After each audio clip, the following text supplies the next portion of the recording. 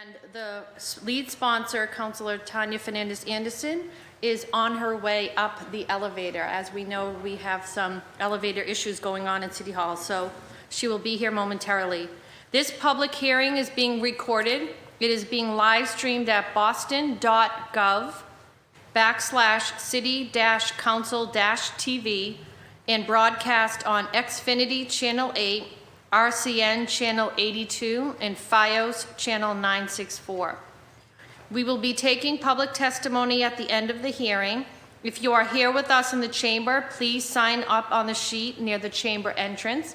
I know I already do have some signatures here already for public testimony. If you're interested in testifying virtually, please email Ron Cobb at boston.gov. That's ron.cobb@boston.gov for the link. For all testimony, please state your name and neighborhood or affiliation and try to keep your comments to 2 minutes. Today's hearing is on docket 0257, in order for a hearing to discuss the need for a health center in Nubian Square. I will give my, and I do want to acknowledge that we are joined here this morning by Dr. Ojikutu, and you will be the first panelist, and I do know that you have a hard stop at 11, and take your time whenever you're ready, but we are joined now by the lead sponsor, Tanya Fernandez-Anderson. I will give my colleagues a brief introduction if they'd like, and then we'll go right into the testimony. Council authority, is it okay if I start with the lead sponsor? Okay. Please. Thank you, Madam Chair. Thank you, Dr. Jakuti, for being here. I think that we can have a very robust conversation with the rest of our panelists. Madam Chair, if you don't mind for us to bring them on board. Our panelists are sitting outside where they should be here with Dr. Jakuti. And if Dr. Jakuti is here for an hour, can we take advantage of that and be able to get some questions answered? So the panel 2, the community panel is Brandon Ranson, Mukia Baker Gomez, Matthew Fishman, and Siddiqui Kambon. If you would like to join us here, and you can take one of the seats on the end, and then once you settle, we can, Thank you, Madam Chair. Of course,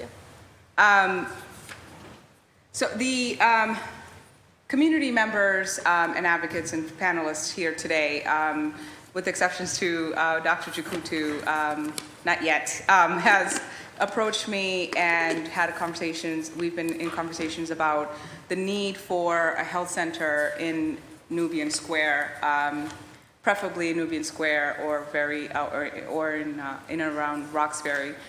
And we have been working with different institutions and hospitals and understanding that there is a great need, particularly Nubian Square, for a clinic.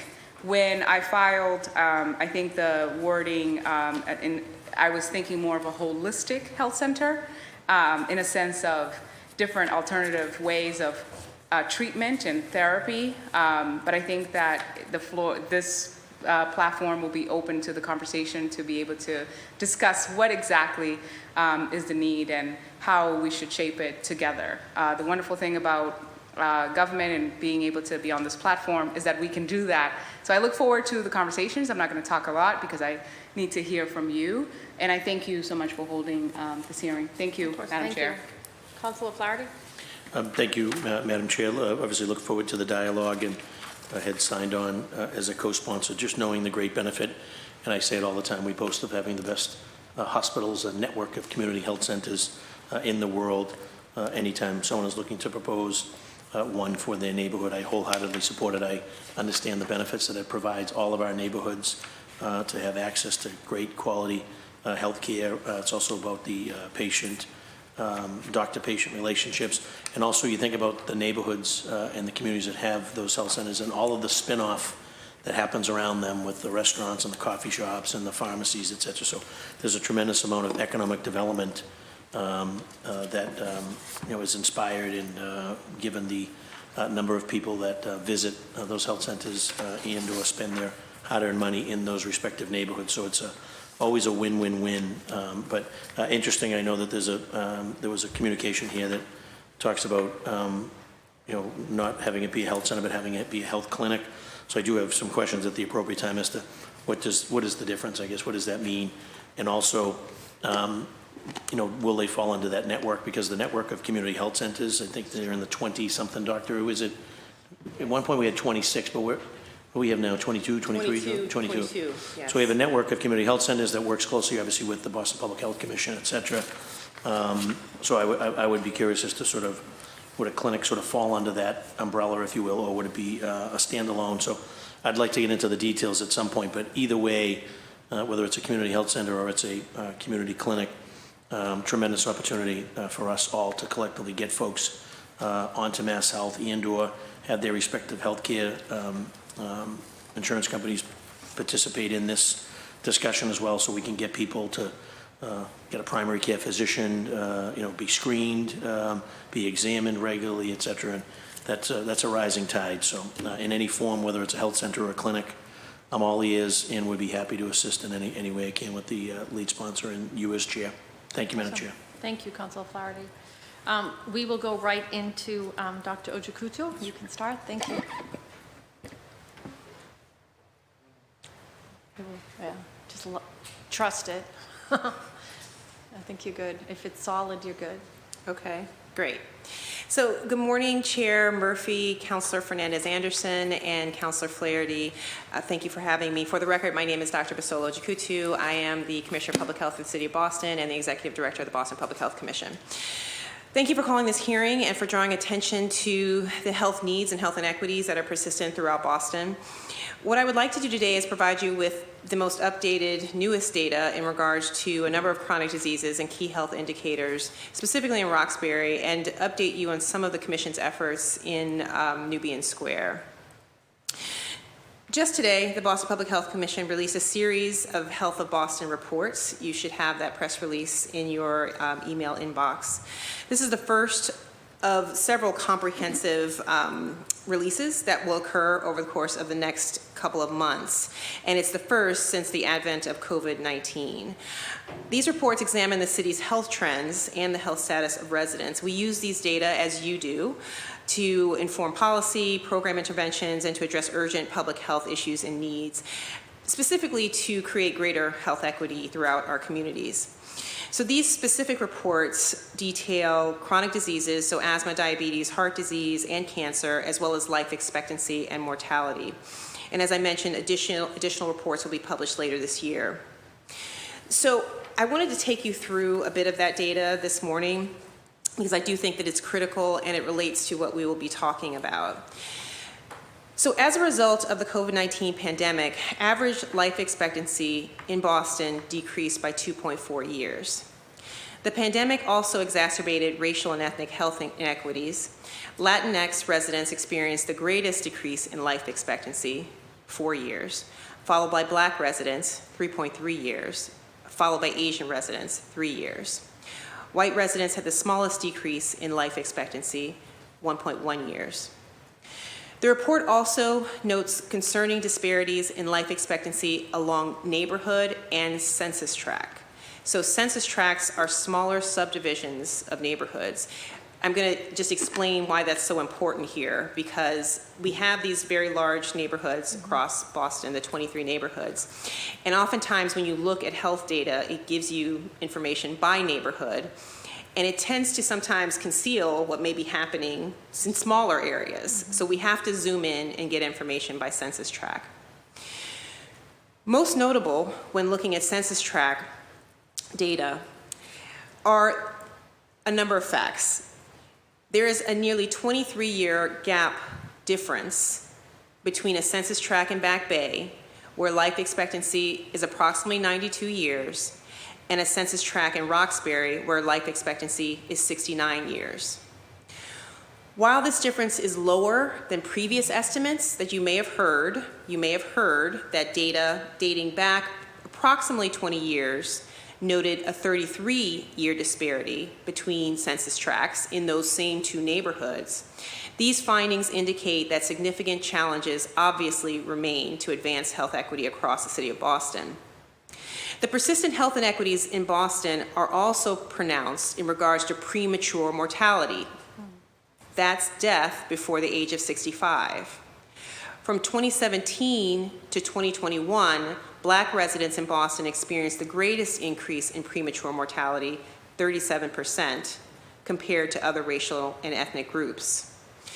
In 2021, premature mortality was more than twice as high in Dorchester and in Roxbury, neighborhoods with higher concentrations of Black and Latinx residents and lower median income, compared to Back Bay, downtown, Beacon Hill, which are aggregated together in our analysis.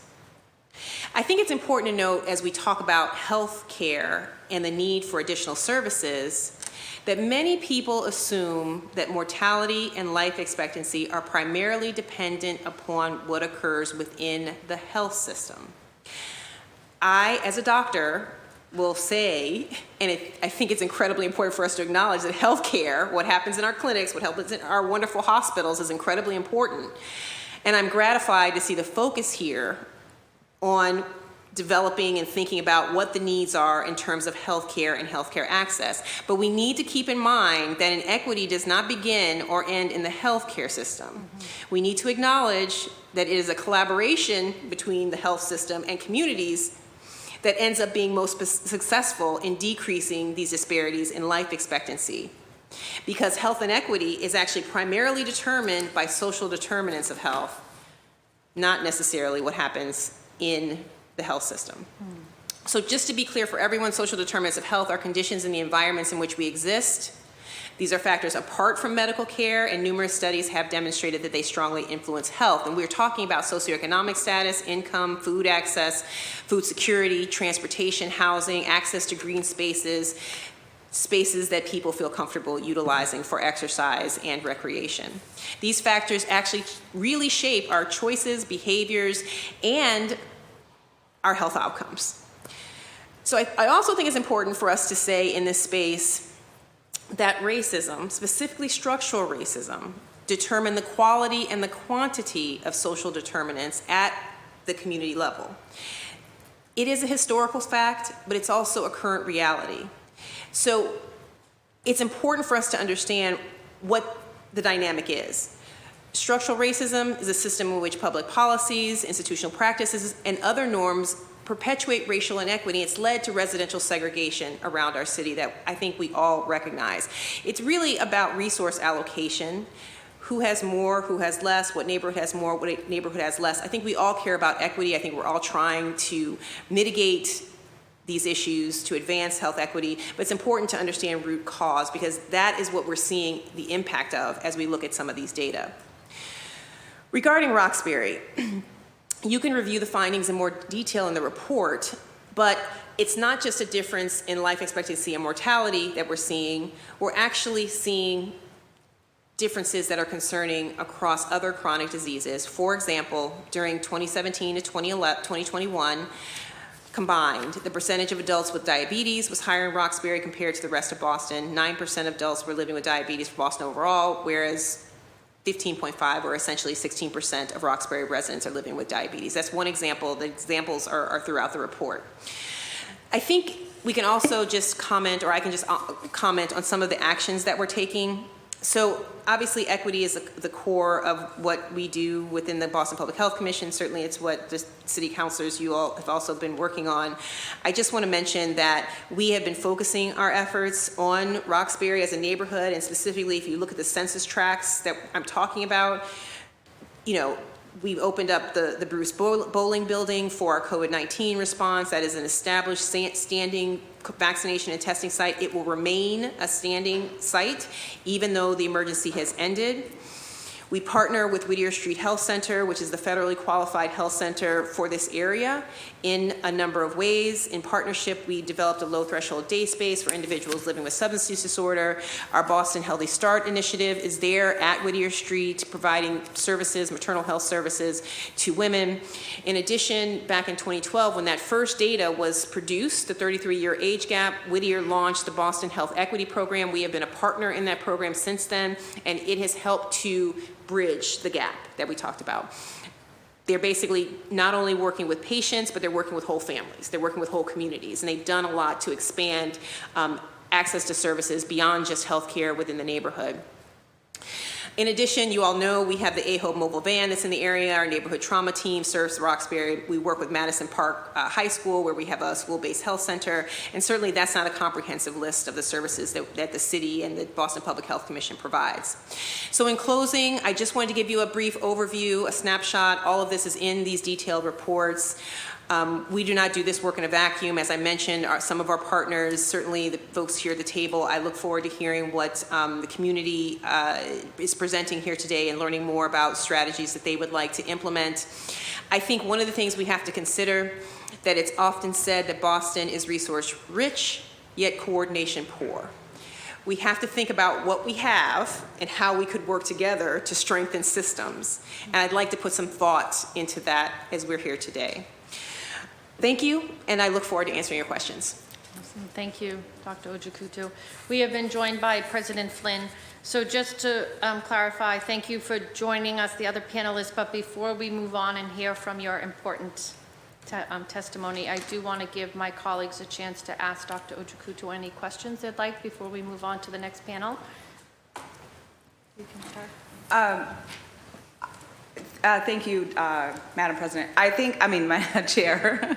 I think I rather yield my time to the presentation because what you said, Dr. Ojikutu, a wonderful presentation, as always, very thoughtful and thorough. I think that you'll find that the recommendations or suggestions that we have are exactly that. We want to find a program here that can actually coordinate with already existing resources to be able to hopefully maximize on the services for Nubian Square or Roxbury. Thank you. Councilor Flaherty? Thank you, Madam Chair. It was interesting to hear Doctor's analysis from the Back Bay, Beacon Hill with Roxbury. And I've been saying it since I've been on the City Council. Actually, it's timely because we're being forced via the federal court to revisit the redistricting. I've said from a long time that Mission Hills shouldn't necessarily be in District 8. It should either be in District 6 or District 7 because of the attention and the focus that it would get, those healthcare disparities. But a lot of those healthcare disparities and the mortality rates and life expectancy that you outlined get lost in that discussion because of the other things that happen within that district that kind of either overshadow it or prevent the appropriate attention from getting it. So our hope is we're going back to the drawing board and hoping that we can make some sense and to, realign District 8. And it's traditionally been a downtown district council seat, and it really ought to be in the downtown. And over the years, it's kind of morphed into other territories. But our hope is that in light of it, particularly in light of the healthcare disparities that you so adequately outlined, that will cause some pause within our colleagues to say that those seats, in terms of the wide gaps that are there, and one of the reasons they may be there was because of the lack of attention to those things. And if they're in the appropriate district of either 6 and 7, they'll get the attention that they need, and that we all can collectively work together to close those gaps. And I've said it for a long time, not just because of the recent federal court decision. The last redistricting I was involved with was around 20 years ago, and I said the same thing. I couldn't figure out why Mission Hill Roxbury was into the District 8 district. So in light of that, I'm glad that my colleagues are here to hear your presentation, and hopefully our colleagues will share it with our other colleagues who are not here to give them a unique perspective as it pertains to the healthcare disparities and how resources are distributed throughout our city. And I look forward to further discussion. I really would like to get a sense as to what's the difference between a health center and a clinic, and how they dovetail under the umbrella of our network of community health centers, which are very strong and very popular, and how that would, I guess, fall under the umbrella of the Boston Public Health Commission. So, if someone could educate me a little bit on health center versus clinic, that would be helpful. And I think when the next presentation, Thank you. They'll present, absolutely. Unless, Dr. Ojikutu, if you'd like to respond to any of that? Or? No, I appreciate Councilor Flaherty's response. I'm waiting for Okay, awesome. All right, thank you. Council President Flynn? Thank you, Madam Chair. Thank you, Dr. Ojikutu, for the important work you are doing on public health initiatives across the city.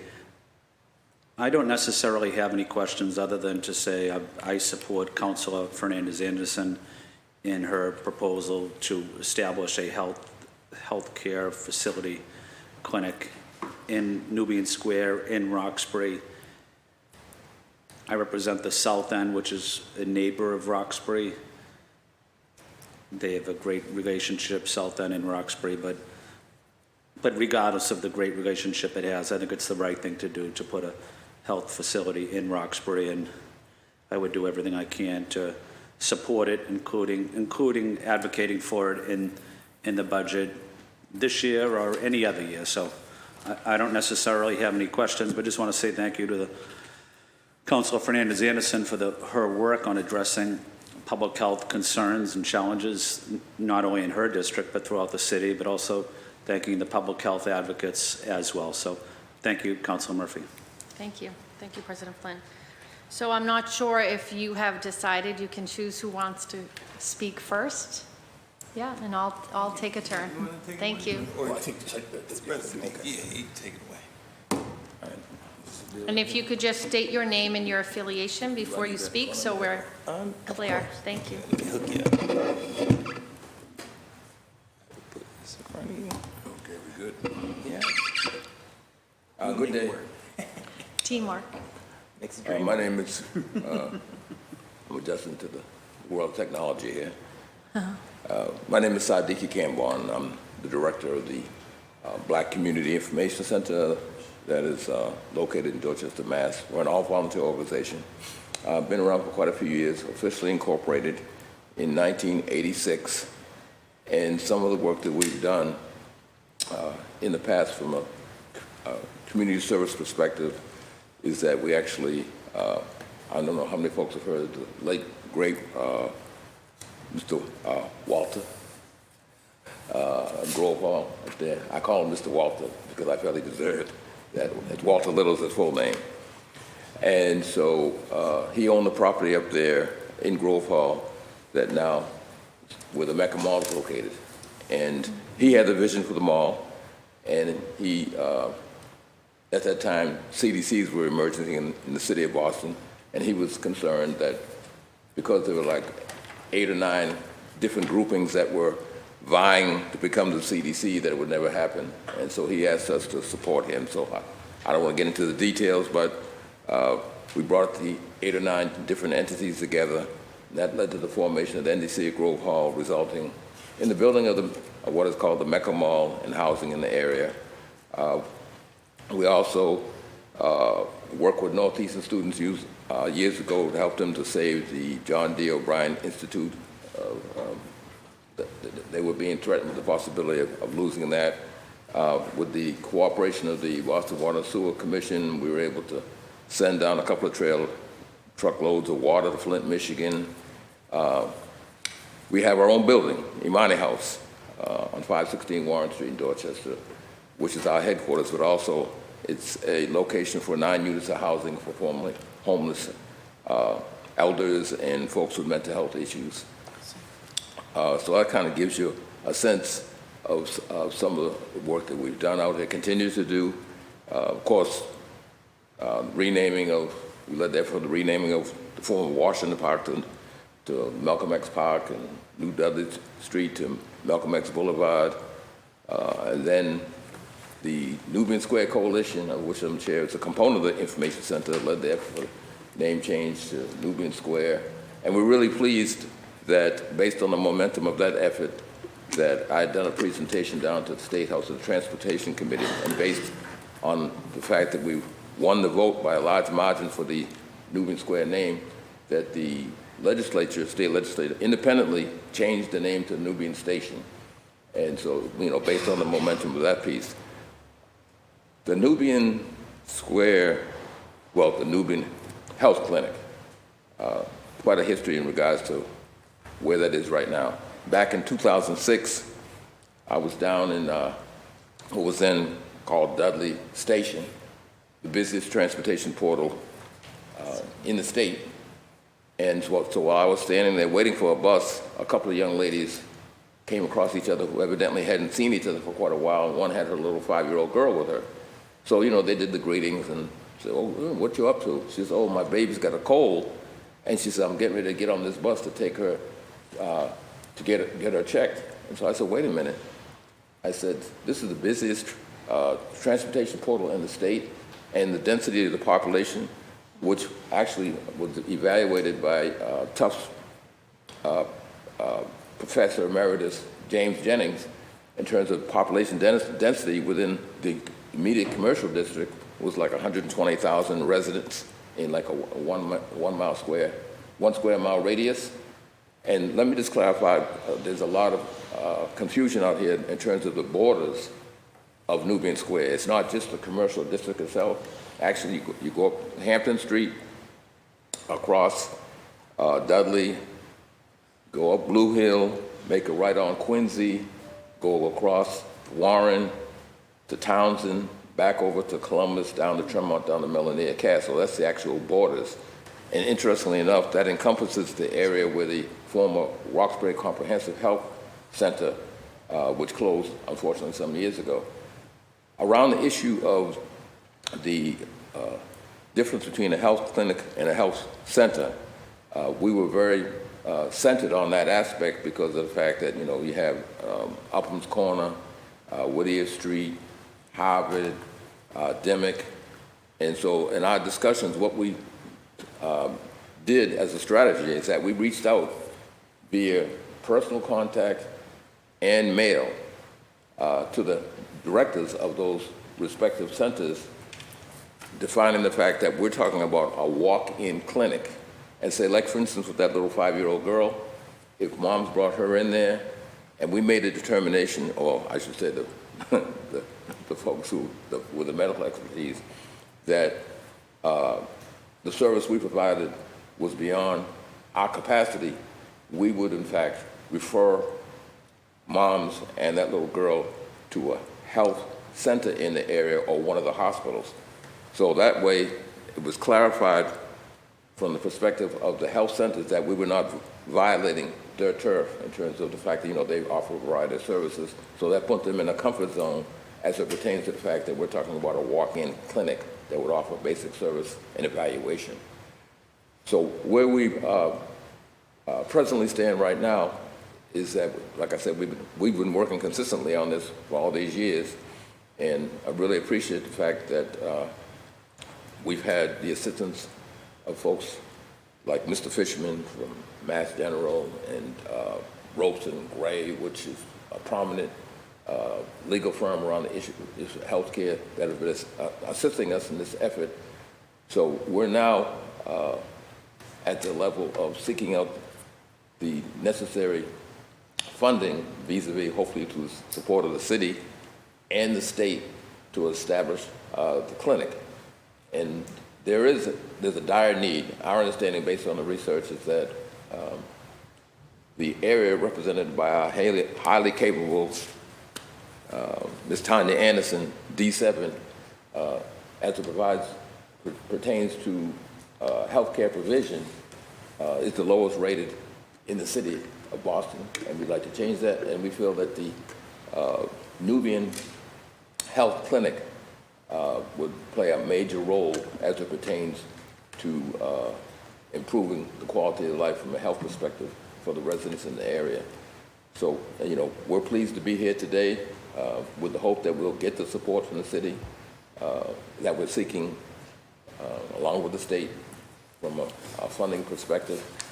And what I'd like to do right now is to turn it over to my colleague there, Mr. Matt Fishman, and we'll go from there, and I appreciate the time. I'm first. Yes, sure. Thank you. Thank you for that. Yeah. Oh, Did you want me to go and work the oh, if you slides? could. Oh, Okay. Look at that. Well, we're trying to find Okay. Thank you, some Counselor. innovative solutions to Okay. technical problems, Let's fix it. Thank We can you make so it much. work. Hey, teamwork makes the dream work. We said it at the beginning. So, I mean, we got the data up here. Dr. Uchukutu, I know Did you you bear know. the handout? This, Dr. this, Oh, I can see it. yeah, Okay. this looks familiar. It's pretty much every So, chronic disease or communicable disease map in the Yeah, city, whenever whether he it's does next COVID-19, whether it's diabetes, whether it's heart disease. If we look down the corridor that starts at Roxbury, goes down to Dorchester and Mattapan, it's parallel data. right? We have some clearly identified challenges, not only around immediate health needs, but also around the social determinants of health that you so apropos went ahead and went through at the beginning of this presentation. So Brother Siddiqui mentioned, can we go 2 slides over for me, Godfrey? Thank you. One more. Oh, keep going the other way, opposite direction. There we go. Well, you can go. You can go to the next one. We could talk. I can put them in the same place. One more. Right. Right, brother. Right. Right. Yes. Ha. This is a wonderful map of our current health centers. It is really small up on this screen, but there's a huge vacuum right in the heart of Nubian Square when it comes to care. If you're a young person, I have 2 young boys myself. I've been working out of Nubian Square for the past 10 years, and I know that when I go and bring my boys, I can't bring them to a health facility in that area. When I go to the Boston Public School building, or I go to do everyday work, eat at Dudley Cafe or Soleil, it would be great to have the opportunity for our family, which are as Roxbury residents, to be able to receive services right there in the square without having to hop a couple of buses or going outside of where it's a quick jaunt to go ahead and access. So now we're going to go through, can you go to the next slide, please? Our vision, and the reason why this is kind of pertinent and timely is that as Brother Siddiqui said, there are over 20,000 individuals in the Roxbury neighborhood that experience poorer health outcomes than the rest of Boston. Our Nubian Health Clinic will focus on a walk-in health clinic that will be owned and operated by the Black Community Information Center. And next slide. The catchment area will be exactly 0.75 miles around the heart of Nubian Square. You can basically map the bowling building as being right in the center of it. Right, and from that, we're going to go ahead and make that the primary target and primary catchment area. My colleague Matt Fishman is going to go to the next slide. So thank you very much, Siddiqui and Brandon. Just before I go through the slides, I want to just give it a little bit of background about why Mass General Brigham is involved in this, because I certainly... Sorry, your name? I'm sorry, yes, thank you. I should have done And that. if you don't mind putting the microphone a little closer, because those at home don't always pick up our... Of course. Thank you. Pardon me. No, it's good. Okay. So I'm Matt Fishman, and I'm the Executive Director of the Equitable Care Collaborative, which is a partnership of Mass General Brigham and the Mass League of Community Health Centers. So I have the good fortune to work for Michael Curry and for Dr. Elsie Tavares at Mass General Brigham. And want to start by going back to what Dr. Ojikutu said. We are very, very fortunate to have extraordinary health centers in Boston. While there are gaps, as Siddiqui and Brandon have been describing, the point of this work from the beginning, as Siddiqui said, was to offer additional access in Nubian Square that would work closely with the community health centers. And just to give a little bit of background about why Mass General Brigham, previously known as Partners Healthcare, is involved in this, is that roughly 4 years ago, many years after Siddiqui had started this journey, Elmer Freeman, whom some of you will know is a long-term community health advocate, from his base at Northeastern at that time, having earlier been the executive director of the Whittier Street Health Center, he convened a session on racism in health. And I was there to speak for what was then Partners Healthcare, and said that we wanted to do everything that we could to support increased access. So Elmer introduced me to Siddiqui, and Siddiqui said, "Are you serious or are you just talking?" Well, there's really only one answer to that question. And the answer is that we are serious and want to work effectively as a partner with the Boston Public Health Commission, the community health centers in the area, the other hospitals in the area, to see what we can do to improve access. Not in a way that would be disruptive, so not in a way that is competitive with the existing community health centers, but in a way that provides the additional access in Nubian Square that I think Siddiqui did a very good job of explaining in very concrete terms. And frankly, that's what captured me personally about this, is that for that mom who maybe has work responsibilities and is worried about whether her daughter can go to school, and there might be an older adult in that family's life as well. A lot of commitments to try to take care of every day that you can't walk in the Nubian Square area and get a quick assessment about whether you as the adult are well enough to go to work, or your daughter or son is well enough to go to school.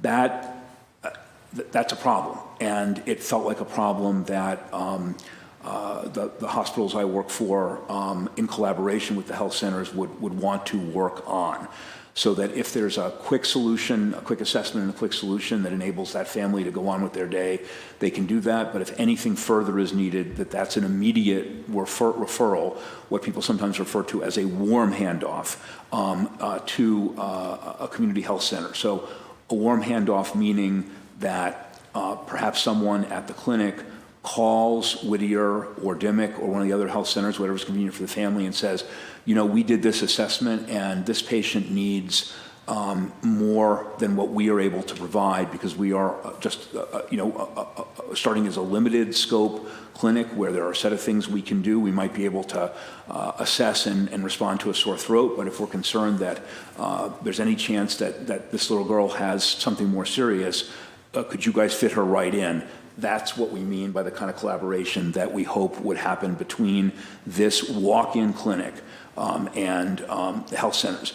Some of you are familiar with the work that some of the for-profit pharmacy organizations have done with these walk-in clinics, but there's nothing like that. Whatever the pluses and minuses of that for-profit model may be, that's a different hearing perhaps. The fact that there is nothing that you can walk into right in Nubian Square is where Sadiqi focused me right from the beginning. So that's why we got involved, and happy to answer questions as we go forward about what, anything further about the difference between a walk-in clinic and a health center. But this is a very tightly focused, is there a simple solution to your problem, or do you need more comprehensive care? That's really the distinction that I would make. As we got into this a bit further, we recognized that it might be helpful to have some guidance from people with expertise on how you set something like this up. So at that point, Matt Seelig, whom some of you know, runs an entity called Health Law Advocates, was able to ask the folks at Ropes and Gray if on a pro bono basis they would be willing to help think about, if something like this were to come to be, is there a way to balance the community control that is important from the community's perspective, as Sadiqi has explained and as Brandon has explained, with the requirements of licensure. So you wouldn't necessarily set up a clinic that was completely independent. You would want to draw on the clinical and claims processing expertise of other healthcare organizations. On the other hand, it's been clear from the beginning that Sadiqi wants this to be controlled by the Nubian Square community. So how, from a legal perspective, do you set that up? That's some of the work that the Ropes and Gray folks have been willing to do on a pro bono basis. I think to be a little bit more specific so that you all have this, we're thinking about something where there would be someone who would greet patients and understand a quick version of what their needs are, be able to understand whether they have insurance or may need help getting insurance, perhaps with Mass Health or Medicaid redeterminations that are going on, may need referral to maintain insurance coverage that they have, or perhaps have private insurance. But really the focus is, you're walking in, what can we do for you today? Staying with Sadiqi's example, that little girl has a sore throat. Okay, there is then a nurse practitioner or physician who is in the clinic and who can see that patient very quickly, so that there's not the kind of wait that you would find in an emergency department, not the kind of risk that you find by having to wait in a space where there can be a lot of other people who have more serious illnesses. But that girl and her mom can get a quick assessment and perhaps a prescription or other guidance, and then be on their way or get the referral they need to care that would be more comprehensive at one of the community health centers. So that is the vision that we would have. Sadiqi's commitment is to be working with the community. What does the community think about what hours the clinic would need to operate, so that if you need that help at the very beginning of your day or at the very end of your day, you come home and you're not feeling well, or your child's not feeling well, so that we're not having this have to be something that takes away time again from other important commitments. The revenue sources would be billing the insurers that would be covering patients with insurance. If patients don't have insurance, then there would be a commitment to take care of them without that insurance, because the question here is, what help do you need and how can we help you? And yeah, we need to pay attention to bringing the revenue in, but that is a secondary consideration. The reason why some city, state, and philanthropic help might be needed is that there will be a gap between how much public or private insurance would pay for this walk-in care and what the cost of paying that nurse practitioner and doctor and person who'll be reading patients and the electronic support you need to connect with the health centers and so forth. The revenue that comes in from the patient care is not going to fully cover those expenses. Unfortunate problem in the healthcare system beyond our scope today, but we know that to be true. From the beginning, Sadiqi has focused us on raising philanthropic support. We've had a little bit of success with that, certainly further work to do in that realm. If it turns out that there are city, state, or federal funds available, that would certainly be helpful. But our purpose today was really to explain what we were trying to accomplish with having a clinic in Nubian Square, acknowledging that within a short distance there are terrific community health centers, people I've learned a great deal from over the years and continue to, as well, of course, as our hospitals. But again, if you're in the circumstance that Sadiqi described and you need something right away, to not have to take a bus, or if you happen to be fortunate enough to have a car, and go get that care, and you may not be able to walk right in and get it, instead to be able to have it in the square where you could walk right in, that's really the intention here. And I think that may be enough for me for the moment. Thanks for listening to all that, and really appreciate, Chair Murphy, your convening this hearing, Councilor Fernandez-Anderson, your willingness to work with us, and the visit you made with us earlier several months ago to really learn about this in depth, and appreciate Council President Flynn and Councilor Flaherty, your being here as well. And again, back to Dr. Ojukutu, she is an extraordinary partner for all of us, and appropriately holds me and other people that work in the hospitals accountable for making sure we're focused on the needs of the community, and that is really excellent, rigorous work that she does. Thank you. So thank you for that. It was very informative. I think answered some of the questions I had, and I know Councilor Flaherty said. I do know that Dr. Ojukutu has a hard stop. I do have one question, Dr. Ojukutu, for you. And you mentioned, and I know it's true, that many times people use our emergency departments for kind of check-ins. I mean, obviously for more serious things, but if they don't have health insurance or don't have a healthcare provider or are not already set up at a health center, what is that? I know people talk about it, but do you have an idea of how many people do really fill our emergency departments with those needs? And you did mention that many times it exposes you to other illnesses. Is that really a concern across the city? So I think access to care is an important concern across our city and any city of this size. I think we're fortunate to have the resources that we do have. We are actually producing a report with Mass Health Quality Partners that is going to come out in probably about a month, that'll answer your question about who doesn't have a PCP, who actually is using the emergency department for care. I can make some general statements, but I think I'd rather wait until we had the data for Boston, because this is an important question that I think will influence some of this discussion.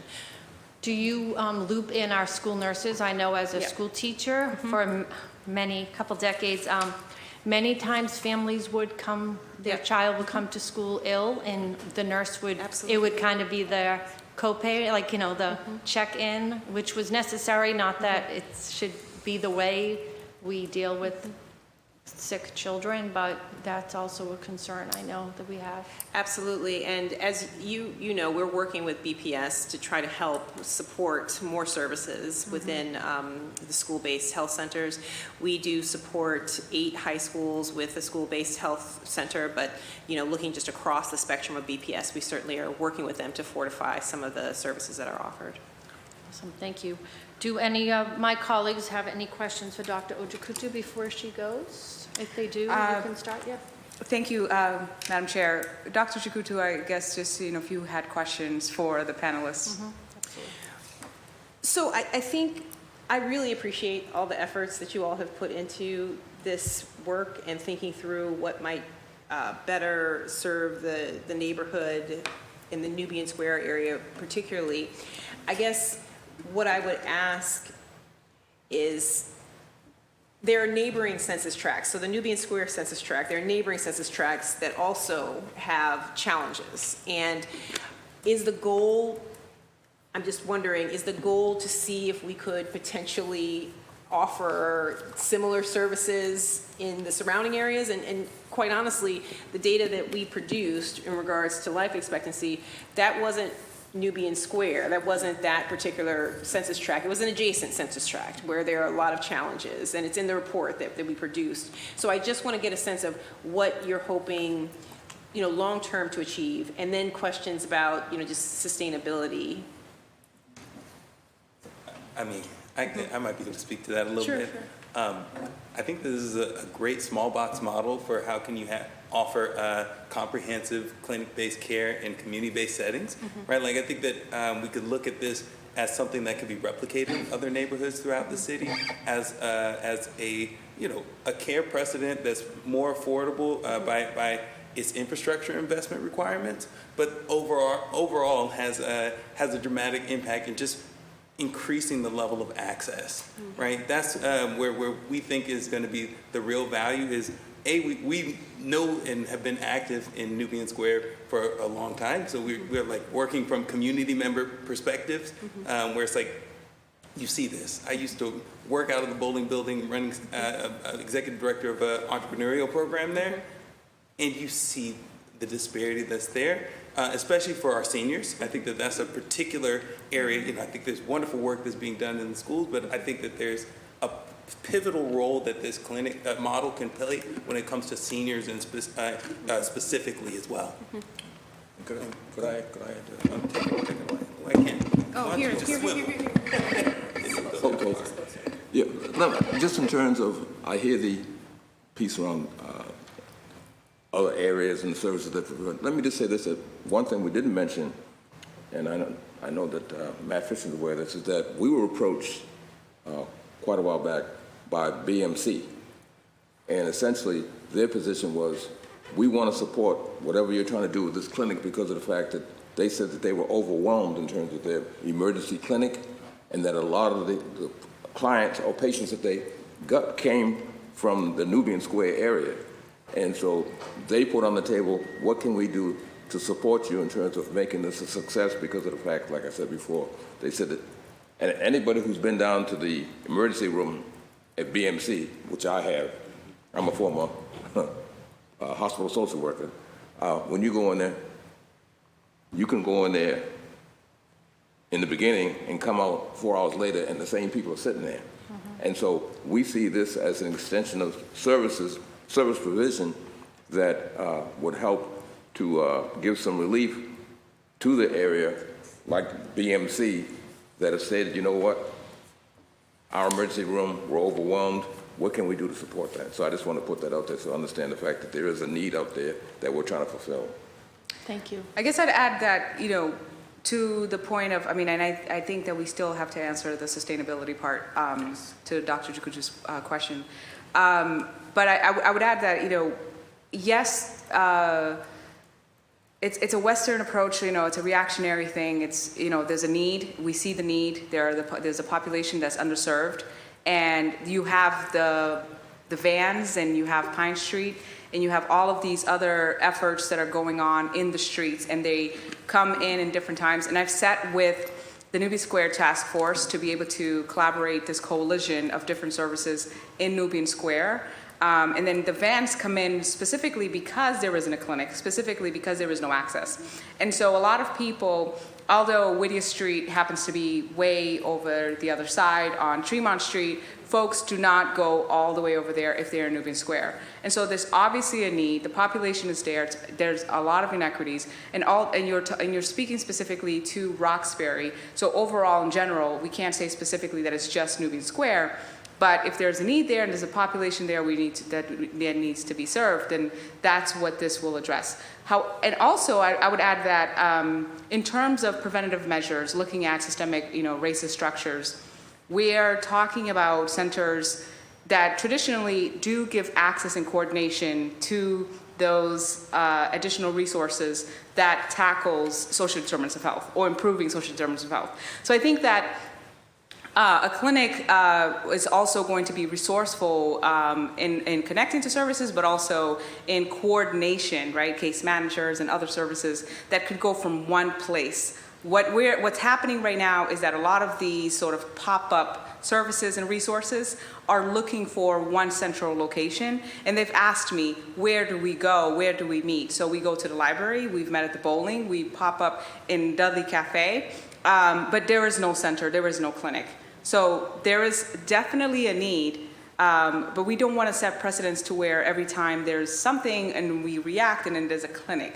But this is more comprehensive than just a reactionary pop-up. This is how do we find one central location to provide these services in a comprehensive way, in a coordinated way, in order to bring more resources and serve the people that are in need in Nubian Square.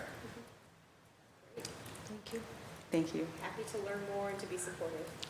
Thank you so much, Dr. Thank you, Dr. But if you wanted to answer, sorry, to Dr. Chakuta's point in terms of sustainability for the clinic. I think that the big thing with, doing this work, while servicing at-risk populations, our greatest challenge is going to be we have a negative cash flow model. Especially for the initial 3 years, we're going to be having a deficit anywhere from $353,000 to $271,000. As a community and as a coalition, we're committed to going ahead and making that gap and that shortfall through social enterprise funding, philanthropic funding, as well as just looking at expanding. We have a per visit model that's displayed within this model. There can be an extension of our health models beyond just being within the framework of being in a healthcare setting. Right, so extending healthcare from just being in clinical settings, but also to the home, could help to add to the fiscal viability of our model. And so I think that that's going to be long-term. I'm pushing internally for taking more of a sustainable social enterprise model. And if we're looking at this as a social enterprise from the beginning, as to where it becomes a much more sustainable model. But our estimates as far as our revenue basis are very conservative. If you look at we basically have a low, medium, and high revenue basis within the presentation that's here, where we're looking at servicing annually anywhere from 12,000 to 15,000 unique patient visits per year, right? And so I think that that's reasonable considering the patient population and mainly considering the patient population and mostly focusing on primary and preventive care visits. I would love to see the document. Oh, yeah. So we can talk. I would love to talk more. Done and done. But thank you so much. I appreciate it. Thank you. Thank you, Dr. Ojukudu. Dr. Kutu, if it's okay with you, thank you so much for being here. If it's okay with you, my office would love to coordinate, or unless you're already in connection. We could coordinate, but we would love for you to coordinate. I think that. Thank you. Councilor Flaherty? Madam Chair, I view this as adding a healthcare team member / partner in an underserved community. Pretty simple. It's, I know the doctor had just left. I know it's very similar to what we're looking to do with EMS, which by we have sort of our more skilled EMS and paramedics making sort of immediate triage decisions and then diverting those individuals instead of putting them into the ambulance and taking them to the emergency room. They'll maybe divert them. They could treat them there, or they could divert them to maybe one of our local community health centers. So given that and the presentation was very thorough, there's reimbursable care there, there's acceptance of mass health and or private insurance. You've already factored in, we term it the free care pool, very similar to what we see in our health centers and our city hospitals, and that you've already sort of starting the process connecting with fundraisers and philanthropic support. My question really lied in, and you answered it just a few moments ago, is, I guess, how does it, and Councilor Fernandez-Anderson asked it as well, how does it sustain itself? And my question was going to be, what does year 2 look like, year 5, year 10? Seems like you've already sort of factored in some additional losses out of the gate. So, I talk a lot about our city and our success stories, and a lot of our success stories are a result of partnerships. And it seems as though there's a great partnership in the making. You've got incredible community support. You've got partnerships with one of our best hospitals, and one of the best hospitals in the country. We obviously have Dr. Ojikudu here from the city's Boston Public Health Commission. You have a city council that has always been united around healthcare. We don't always agree, as you can see from reading in the papers at times, but we always agree when it comes to the health of our citizens, and working together to support some of the greatest hospitals in the world, some of the greatest health centers in the world. No reason why we couldn't be boastful about clinics, particularly in some of our underserved communities. So count me in as a supporter of how we can get to the next level. I'll obviously work with the chair and with the lead sponsor. I think it's a great idea, and it's a model that we're looking at, as mentioned, to divert away from ERs. There's a tremendous amount of cost savings associated with that, keeping folks away from some more, people that may have bigger and more contagious illnesses. But, going to a clinic and to be able to get a rapid strep test to, alleviate something, or, it could be you need a splint, who knows? In some instances, it might just be you need a pack of ice and take some Tylenol, or it could be much worse than that. But you'll have a front row seat, and you'll be able to direct that situation to the appropriate location. It could be at the clinic, it could be at a local community health center, or it could be at the hospital. So I view it as adding a health care team member, a partner, and I'm all for partnerships. Our greatest successes here in the city are a result of partnerships. So thank you for the time and attention and the thorough presentation that you all gave today, and we'll continue to work with my colleagues here to see if we can make this a reality. Thank you very much, and enjoy your weekend. Thank you, Councilor Flaherty.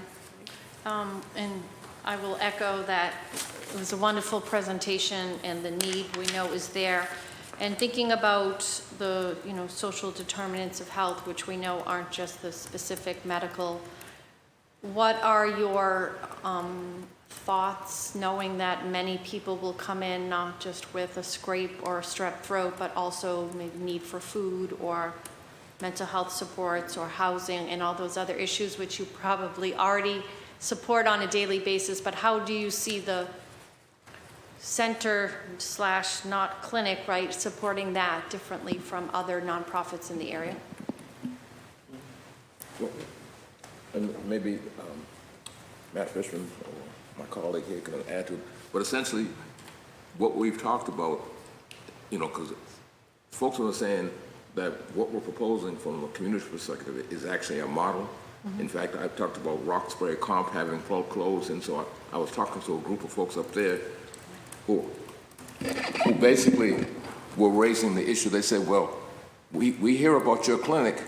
Is there a possibility that we're going to have a clinic in our area? And so we said, well, we're trying to build the possibility of that happening down the line. But to address what you're saying, we've talked about the possibility of adding on additional services as we move along, like a food pantry, right. Something of that nature, so that it can be a one-stop, drop-in, addressed in terms of having the resource there, or being able to refer them to where they can go to get what they need. Because in envisioning, like, the need is there, but you'll also be so successful that families, when you're successful, you have the burden of, then needing to provide more. So, thank you for that. I do know that we have Christine Pajarillo and Bob Edwards with us.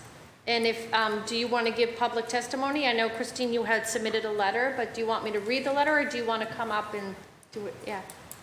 Yeah, come on up to the microphone. Yeah, thank you.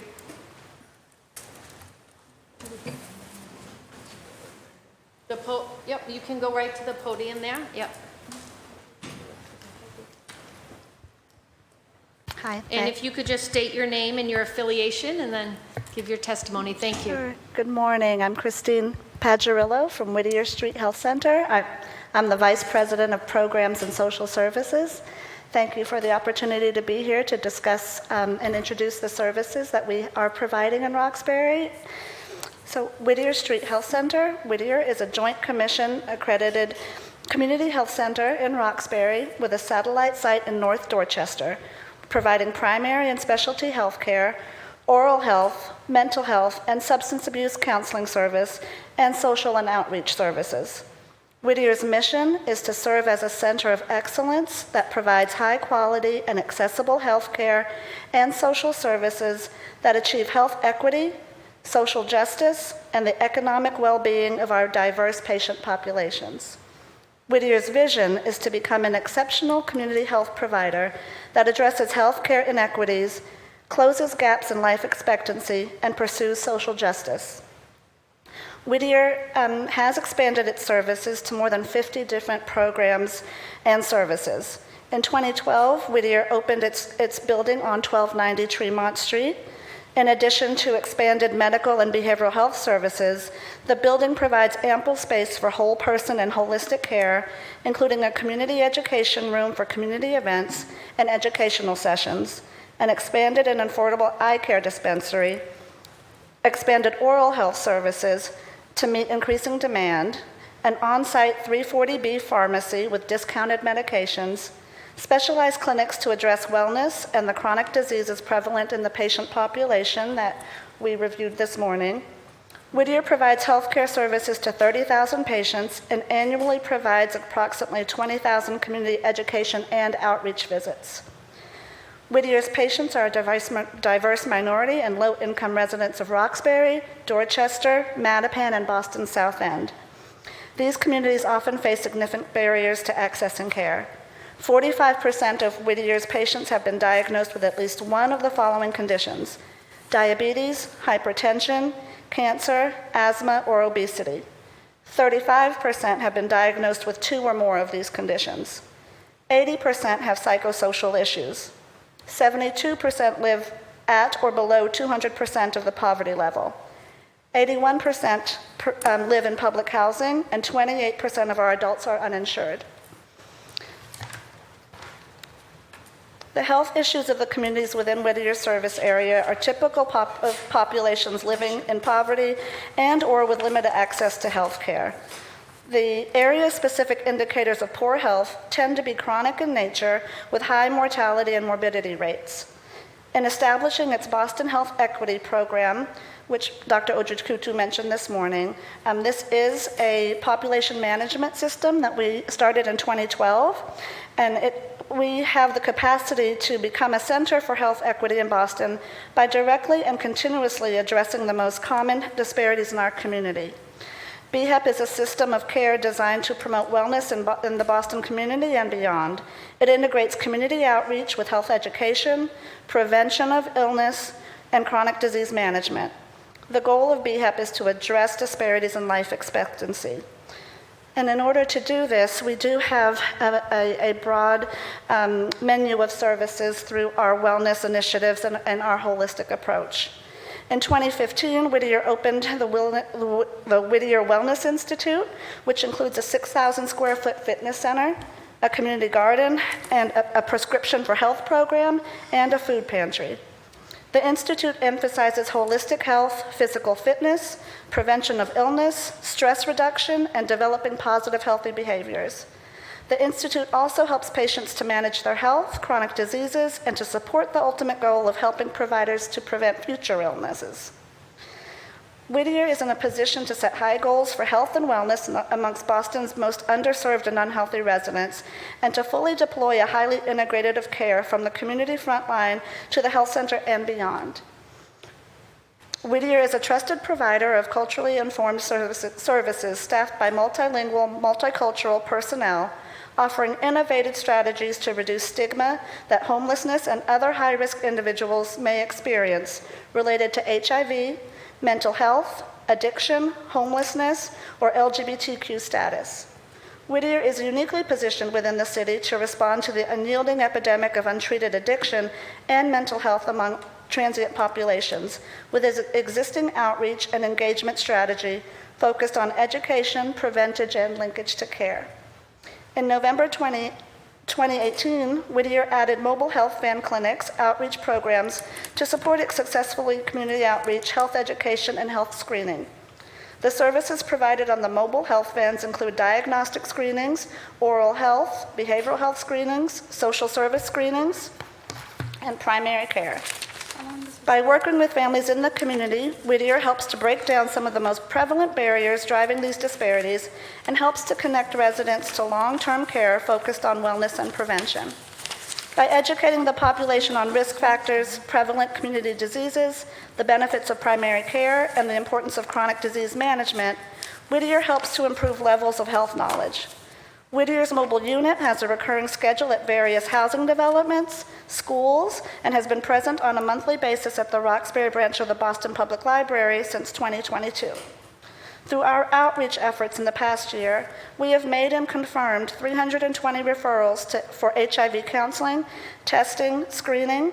We have made and confirmed 94 referrals to primary medical care. We've distributed 4,000 condoms and also 1,300 brochures on health information in the surrounding area.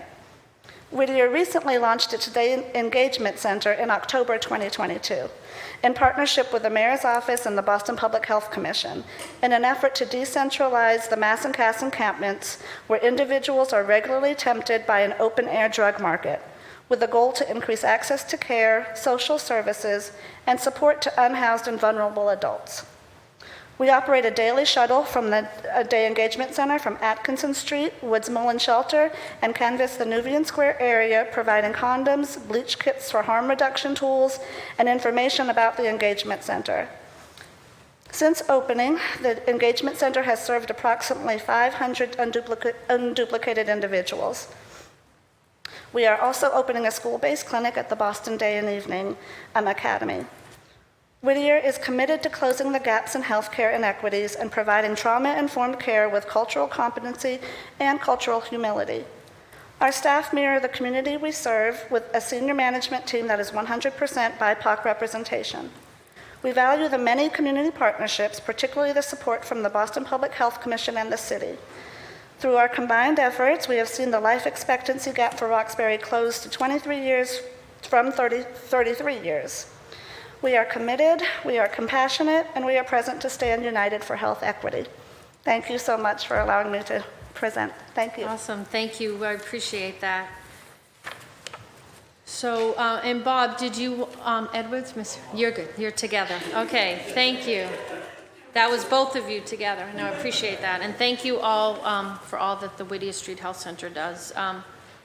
With that being said, we do not have any public testimony online. I do want to thank the sponsor, Councilor Fernandez-Anderson, for bringing this to the council. And I'm the lucky one to be the chair of the Public Health Commission, so I'm happy to chair this meeting and also be a partner in getting something like this, right? And this could be the model, right, across the city. And you did mention about the, CVS and those mini clinics that some of our for-profit pharmacies have. And we also have the concern that some of these for-profit pharmacies are closing in many of the areas that need this health service. Myself and my family, we've always been health center family members, and every health center, they all offer so many wonderful things, but some focus in on others and do great things. I know Charles Murphy does, a lot of the veteran outreach, and I live near the Neponset Health Center where I was a patient for many years, and then have probably the past 10 years, myself and my family have gone over to the South Boston Health Center, which just has so many, they are on two sides of the street now. You can get eye care, dental care, mental health care. The food pantry has expanded so much.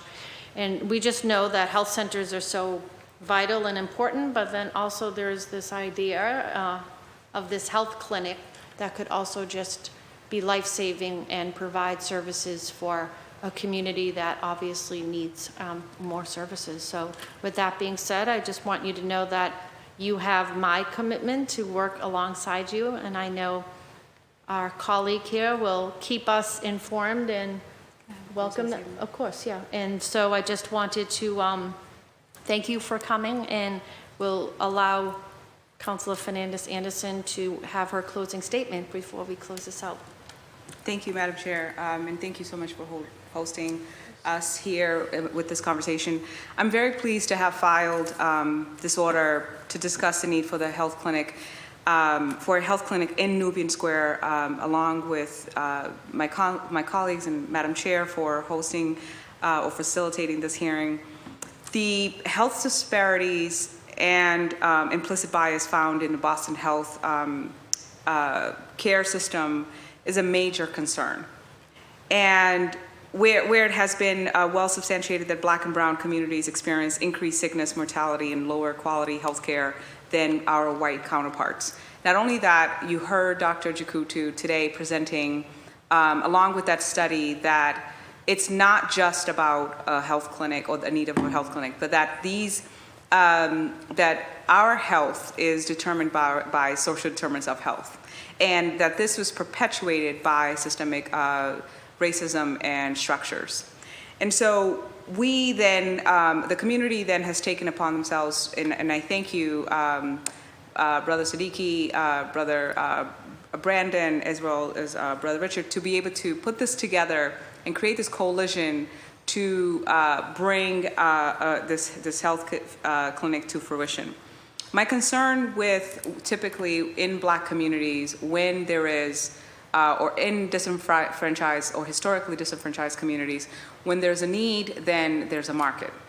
And typically when there's a market, that the clinics and the hospitals will then somehow feel that it's some sort of competition to get funding or supports from the city or state or philanthropic agencies or insurance. The issue with that is that the Black communities, especially, and brown and poor white communities, working class as well, is always put in a position to compete or to fight over the crumbs that is funded in our communities. We have to be very transparent and focus on the conversations that show the numbers. You see that there is a radius that Brandon presented today in terms of the catchment area where the clinic will address, or the catchment area where the people will be served. And so there is no competition here. If Whittier Street or BMC or Dimmick, and I looked it up, Dimmick, Whittier Street is 1.7 miles away from Dimmick. And then BMC is 1.7 miles away from Nubian Square. And so if that's the case, then there would be no need for Dimmick if Whittier was addressing all of it. There would be no need for BMC if Dimmick was addressing all of the issues. The fact of the matter is that Whittier is about 1.4 miles away from Nubian Square, and there is still the need. We absolutely adore and applaud and appreciate the service of Whittier Street. And I, for one, feel that you guys provide excellent service. It's always been not only culturally competent, but you have had a holistic lens in terms of how you implement your service. I've had firsthand experience in terms of with clientele for over 20 years in public health field in bringing people there, but also collaborating with you on mental health services, all types of services. I've never had an issue with Whittier Street. I think you guys are awesome. And I think that what we have to do then is, again, have the fiscal conversation with our city and our state and our representatives and folks who hold the purse to be able to say, look, the Black community or poor communities cannot be put in a position where institutions have to compete for funding. The need is there to support Whittier Street greatly. The need is there to support Dimmick. The need is there to support BMC. The need is there to support a clinic specifically in Nubian Square, or else we would have no need for pop-up vans. We would have no need for Pine Street to pop up with their outreach workers. We would have no need for Nation of Islam to be there. We would have no need for the Nubian Square Coalition. We would have no need for the Nubian Square Task Force. We would have no need for BMC outreach workers and social workers. This is all of the different pop-up services that exist currently in Nubian Square. The reason why we're doing that is because we are doing patch-up work. We are essentially being reactionary. Oh, there's a need. We're going to say we're addressing it. And as we know it in social service, it's an inundated task. And there has to be full wraparound continuity of service in order for us to be impactful. And so in order for us to do that, this organization or this coalition has been working on not only fundraising, but also have collaborated with a location, with a hospital, to be able to bring a full comprehensive plan and a sustainable plan to be able to bring this to fruition. I hope that this conversation I believe that it was a productive one. I really appreciate hearing from the Whittier Street Health Center, and not to be confused with a smaller clinic, Nubian Square Health Clinic in Nubian Square. And we look forward, and I think there's a opportunity here for collaboration and partnerships with Whittier and others. And so I look forward to that conversation. I am happy to create and hopefully work with Dr. Chikutu to make an amendment in the budget in the capital to be able to move $200,000 to support with the funding to continue this project. And hopefully that my council colleagues will support the amendment. And if it gets vetoed by the mayor, hopefully that we will have 8 votes to be able to override that veto. So I look forward to more conversation. I think that our mayor will absolutely agree with supporting the work, but will she support it in terms of this particular project is yet to be seen. Let's continue to do this transparently. Let's continue to be hopefully courageous in our approaches and how we advocate for our community. And I thank you so much for having the foresight and the creativity to be able to do all of this work. I just wanted to, through Madam Chair's permission, allow you the floor to close out. And thank you again. Of course, thank you. Thank you, sponsor Fernandez-Anderson. And thank you. Are there any closing statements before we end this meeting? You have the floor for sure. And thank you again for coming and sharing this wonderful project. I just wanted to express appreciation for the consideration of this project. Look, like I said, the extension of my medical career, I was a hospital social worker, so I appreciate my colleagues and consideration because this is dire need. And like I said, we've been working on this since 2006. There's a high level of anticipation as it pertains to the possibility of this clinic becoming a reality. And so any type of support we can get from the city to make this happen we really appreciate it, really appreciate it. Thank you. Absolutely. This has been absolutely phenomenal. I mean, I'm a public health practitioner. I actually used to work at the Boston Public Health Commission as a nutritionist and community wellness programmer. So to see this merger of public, private, and as well as our community health centers kind of working together, I think it sets a wonderful precedent for providing the sorely needed services right there in Nubian Square. So thank you so much for your time and your attention today. Absolutely so thankful and grateful for our counselor as well as our Councilor Murphy as well. Thank you so much. Of course, thank you. I agree with everything that Sadiq and Brandon have said, and also I learned a lot from the questions that you asked, and agree that Whittier does an outstanding job. Have had a chance to work with Whittier for many years, and the challenge is how do we, to Dr. Ojikudu's point, bring all of these pieces together so that we're meeting this particular need in a way that is responsive to the community imperative that Sadiq has been working to lead for so long. So we'll look forward to continued work to see what we can figure out. And Councilor Fernandez-Anderson, thank you very, very much for hearing Sadiqi's leadership on this and making sure that we connected, and Chair Murphy for convening this. You all and your colleagues gave us tremendous guidance and attention, and this was a rigorous discussion, exactly as you had hoped, and I really appreciate that. Thank you. Awesome, thank you. With that being said, docket 0257, a hearing on the Nubian Square Clinic in the Committee on the Public Health, Homelessness and Recovery Committee is closed. Thank you, it's ended. Thank you so much.